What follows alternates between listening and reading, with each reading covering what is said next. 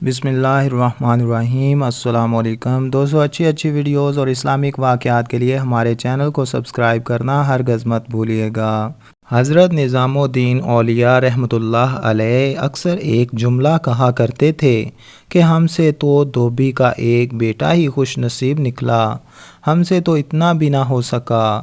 اتنا فرما کر پھر غش کھا جاتے۔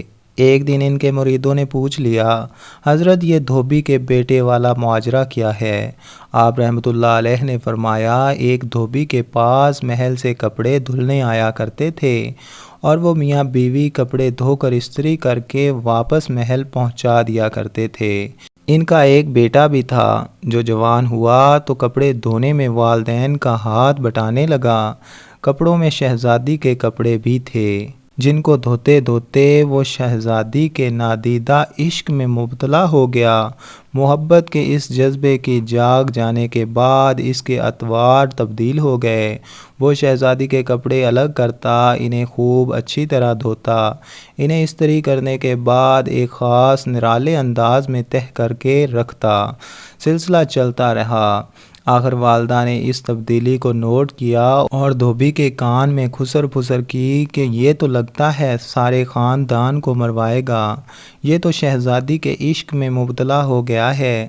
والد نے بیٹے کے کپڑے دھونے پر پابندی لگا دی۔ ادھر جب تک لڑکا محبت کے زیر اثر محبوب کی کوئی نہ کوئی خدمت بجا لاتا تھا، محبت کا بخار نکلتا رہتا تھا، مگر جب وہ اس خدمت سے ہٹایا گیا تو لڑکا بیمار پڑ گیا اور چند دن کے بعد فوت ہو گیا۔ ادھر کپڑوں کی دھلائی اور تہہ بندی کا انداز بدلا تو شہزادی نے دھوبن کو بلا بھیجا اور اس سے پوچھا کہ میرے کپڑے کون دھوتا ہے؟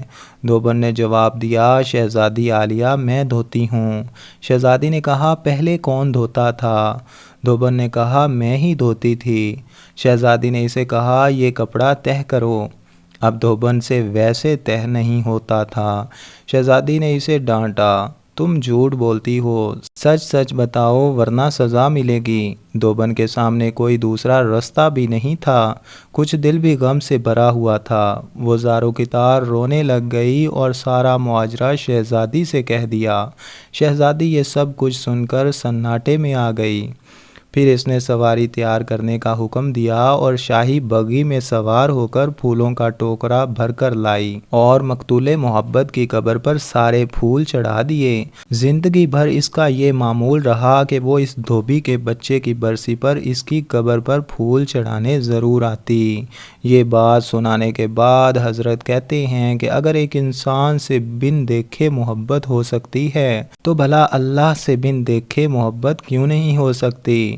ایک انسان سے محبت اگر انسان کے مزاج میں تبدیلی لا سکتی ہے اور وہ پوری صلاحیت اور محبت اس کے کپڑے دھونے میں بروئے کار لا سکتا ہے تو کیا ہم لوگ اللہ سے اپنی محبت کو اس کی نماز پڑھنے میں اس طرح دل و جان سے نہیں استعمال کر سکتے؟ مگر ہم بوجھ اتارنے کی کوشش کرتے ہیں۔ اگر شہزادی محبت میں تہہ شدہ کپڑوں کے انداز کو پہچان سکتی ہے تو کیا رب کریم بھی محبت سے پڑھی گئی نماز اور پیچھا چھڑانے والی نماز کو سمجھنے سے عاجز ہے؟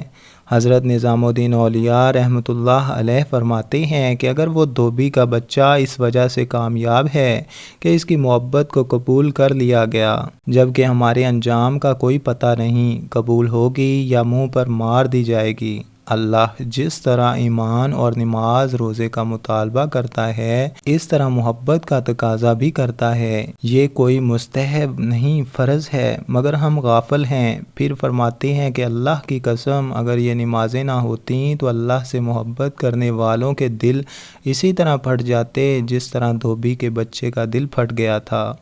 یہ ساری رات کی نماز ایسے ہی نہیں پڑھی جاتی، کوئی جذبہ کھڑا رکھتا ہے۔ یہ نسخہ اللہ پاک نے اپنے نبی کے دل کی حالت دیکھ کر بتایا تھا۔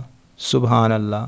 دوستو، اچھی ویڈیوز اور اسلامک واقعات کے لیے ہمارے چینل کو لازمی سبسکرائب کر دیں اور اگر آپ کو ہماری یہ ویڈیو اچھی لگی ہے تو اس کو لائک کرنا ہرگز مت بھولیے گا۔